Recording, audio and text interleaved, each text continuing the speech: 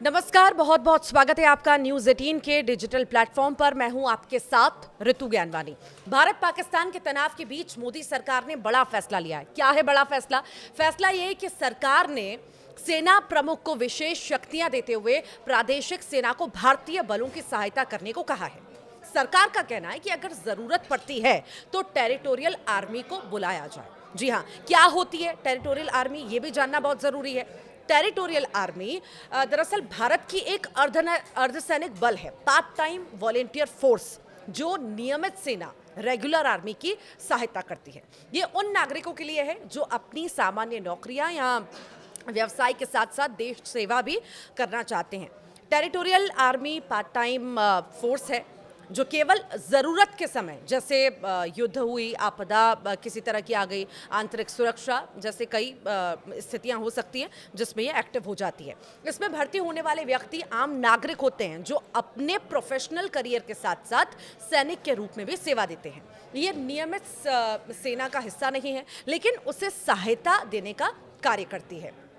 और साथ ही साथ वो बड़े नाम भी हैं जो आपको जानना बहुत ज़रूरी है, जिस वजह से टेरिटोरियल आर्मी की चर्चा आज बहुत ज़्यादा हो रही है। तो टेरिटोरियल आर्मी का जिक्र अभी बहुत ज़्यादा हो रहा है, और आखिर क्यों अभी जिक्र बहुत ज़्यादा इसका हो रहा है? कई ऐसे नाम हैं, मशहूर नाम है, पॉपुलर नाम है, इसी वजह से इसके बारे में बहुत ज़्यादा चर्चा हो रही है। ललित, कौन कौन से ऐसे नाम हैं? बिल्कुल, और जैसे आपने अभी जिक्र कर ही दिया, आपने शुरुआत में कहा था कि टेरिटोरियल आर्मी को लेकर जो आदेश आया, ये तमाम चीज़ें आपको ऋतु ने अभी थोड़ी देर पहले बताई।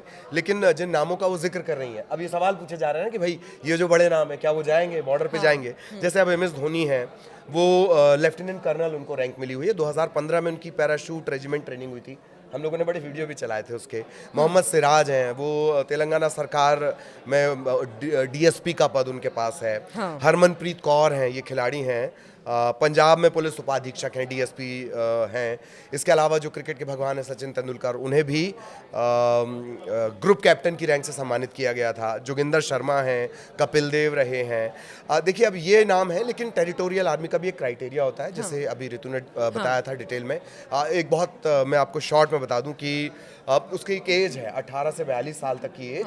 ये परमानेंट नहीं होते हैं ये, और चूंकि ये बड़े नाम शामिल है इस वजह से ये आ रहा है। तो हर काम सेना नहीं कर सकती। इस विपरीत हालात में ये मेरे ख्याल से 48 का अधिनियम है, जिसके तहत जो सेना प्रमुख है उनको ये अधिकार दिया गया है कि वो टेरिटोरियल आर्मी को बुला सकते हैं। तो वो आर्मी, जैसे ये तो देश के लिए खेलते हैं ये तमाम लोग, लेकिन अभी चूंकि हम तनाव के दौर में जी रहे हैं, तो हमें अगर इनमें से किसी की जरूरत होगी जो फिट होगा, लेफ्टिनेंट रैंक, युद्ध नहीं लड़ाया जाएगा, उनको सीमा पर नहीं भेजना है। ये भी क्लियर बहुत होना जरूरी है। लेकिन अगर कोई वेल ट्रेंड है, ये बात है, क्योंकि वो तो कोई क्रिकेट खेल रहा है, कोई राजनीति के मैदान में है, कई है, अनुराग ठाकुर है, पायलट है, सचिन तो पायलट है। जो ऐसे लोग हैं, लेकिन उनकी बाकी जगह मदद ली जाएगी। भाई ट्रांसपोर्टेशन ही होना है, आपको एक एयरक्राफ्ट को उड़ा के यहाँ से वहां ले जाना है, इस तरह की मदद हो गई।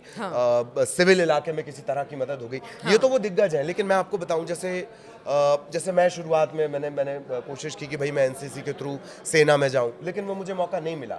ऐसे लोग भी जैसे जिनके पास कमाई का कोई जरिया है, क्योंकि ये परमानेंट नौकरी नहीं होगी टेरिटोरियल आर्मी, इसका एक तय क्राइटेरिया होता है, उस पर फिर कभी बात करेंगे। लेकिन जैसे मैं हूं, अगर मैं चाहूं कि अभी मैं सेना में अपना योगदान देना चाह रहा हूं, तो मैं सेना में अपना योगदान दे सकता हूं। मैं इस टेरिटोरियल आर्मी के जरिए एंट्री कर सकता हूं। 18 से 42 मेरा ख्याल क्राइटेरिया है। ये शुरुआत में ऋतु ने इस पर जानकारी भी दी है। तो मैं हिस्सा बन सकता हूं, जैसे आम आदमी इसका हिस्सा बन सकता है। थोड़ा वो फिट होना चाहिए, उसमें जज्बा होना चाहिए देश के लिए काम करने का। लेकिन चूंकि चर्चा में ये इस वजह से आ गया, जैसे आपने शुरुआत में कहा ना, बड़े नाम, बड़े नाम, मतलब एक पद है इनके पास, कोई सेना से जुड़ा हुआ है, कोई महेंद्र सिंह धोनी है, सचिन पायलट हो गए, अनुराग ठाकुर हो गए, तो बड़े बड़े नाम आए, तो लोगों के अंदर जहन में कई सारे सवाल भी आए कि भैया क्या अभी बॉर्डर पे जाएंगे लड़ने के लिए, बॉर्डर पे लड़ने जाएंगे। और फिर जो आपने बात कही कि ऑब्वियसली बॉर्डर पे वो जाएगा जो वेल ट्रेंड है, जो लगातार सेना से जुड़ा हुआ है, या सपोर्ट के लिए बुलाया जा रहा है। और भी काम होते हैं, सिर्फ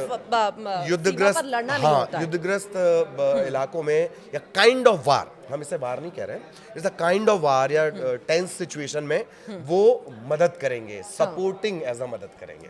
कैसा लगा वीडियो, आप ये जरूर बताइएगा। फिलहाल के लिए नमस्कार।